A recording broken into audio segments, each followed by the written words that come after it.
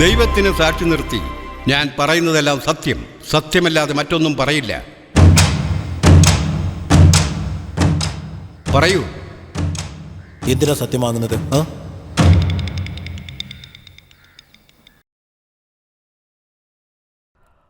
My Lord, സത്യം ചെയ്യുന്നത് എന്തിനാണെന്നറിയാത്ത ഇയാൾക്ക് നിയമകർത്താക്കൾ മെഡൽ കൊടുത്തല്ലോ എന്ന് വിചാരിക്കുമ്പോൾ ആശ്ചര്യം തോന്നുന്നു.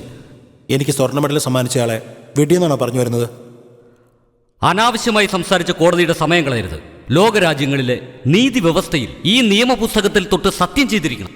സത്യം ചെയ്യുന്നവർ ഈശ്വരനെ ഭയന്ന് മനസാക്ഷിയെ ഭയന്ന് സത്യം പറയുമെന്നുള്ളതാണ്. അതാണ് വിശ്വാസം.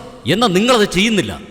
മൈ ലോർഡ്, ഇത് കോടതിയെ അപമാനിക്കുന്നതിന് തുല്യമാണ്. മൈ ലോർഡ്, നമ്മുടെ നാട്ടിലെ സ്ഥാനമാനങ്ങൾക്ക് വേണ്ടി രാഷ്ട്രീയക്കാരും അധികാരികളും നാടിനും ജനങ്ങൾക്കും നന്മ മാത്രം ചെയ്യുള്ളൂ എന്ന് പറഞ്ഞ് സത്യപ്രതിജ്ഞ ചെയ്തുകൊണ്ടാണ് പദവിയിലേക്ക് വരുന്നത്. അങ്ങനെ സത്യം ചെയ്ത് കയറുന്നവരൊക്കെ എല്ലാം ചെയ്യാറുണ്ടോ? ഇല്ല. സത്യത്തിന് ഒരു വിലയില്ലാത്ത ഈ നാട്ടില് കൂട്ടിൽ നിൽക്കുന്ന എന്നോട് സത്യം പറയാൻ പറഞ്ഞല്ലോ. അതുകൊണ്ടാണ് എന്തിനാണ് ചോദിച്ചത്. അപ്പോ സത്യമേ ചെയ്യിക്കരുതെന്നാണോ? ഇപ്പൊ ഞാൻ സത്യം ചെയ്തിട്ട് തെറ്റൊന്നും ചെയ്യില്ല എന്ന് പറഞ്ഞാ നിങ്ങൾ എന്നെ ഇവിടുന്ന് വെറുതെ വിടുവോ? അതെങ്ങനെയാ താങ്കളെ വെറുതെ വിടുന്നത്? അപ്പൊ പിന്നെ എന്നോട് സത്യം ചെയ്യാൻ പറഞ്ഞ് വെറുതെ സമയം വേസ്റ്റ് ആക്കുന്നേ? മിസ്റ്റർ സിറ്റിസൺ, കോടതിയുടെ നിയമങ്ങളും ചട്ടങ്ങളും മാറ്റാൻ കഴിയില്ലെന്ന് നിയമം പഠിച്ച നിങ്ങൾക്ക് അറിയില്ലെന്നുണ്ടോ? അറിയാം മൈ ലോർഡ്. നിയമം ഒരിക്കലും മാറ്റാൻ പറ്റില്ല.